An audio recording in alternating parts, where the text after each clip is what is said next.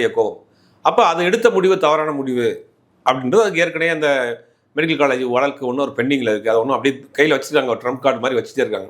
இப்போ அன்புமணிக்கு தான் நேரடியான நெருக்கடியாக இருக்கும். அப்படிங்கும்போது ஒரு வழி இல்லாமல் அந்த கூட்டணியை ஒரு முட்டல் முதலோட தான் வச்சுக்கிட்டாங்க. இப்போ அடுத்து 26 தேர்தலையும் அதே மாதிரியான ஒரு முடிவு அன்புமணி எடுத்தாருன்னா கட்சி மிகப்பெரிய பலகீனமாயிரும். ஏன்னா பதவி இல்லைன்னு வச்சுங்களேன், அவங்க எந்த கட்சியுமே வந்து ஸ்ட்ராங்காக இருக்காது. அன்புமணி ராமதாஸை பொறுத்த வரைக்கும் ஒரு மூத்த அரசியல்வாதி, அனுபவம் வாய்ந்தவர். கட்சிக்கு பதவி இருந்தால் தான் கட்சி நிலைத்து நிற்குங்கிறது தெரியும். அப்போ அதிமுக கூட்டணியில் அதிமுக ஆட்சிக்கு வருதா வராதுங்கிற 2வது விஷயம். கூட்டணி வச்சா ஒரு 10 சீட்டாவது நம்ம ஜெயிக்கலாம் அப்படிங்கிறது அவருடைய கால்குலேஷன். சரியான கணக்கு தான்.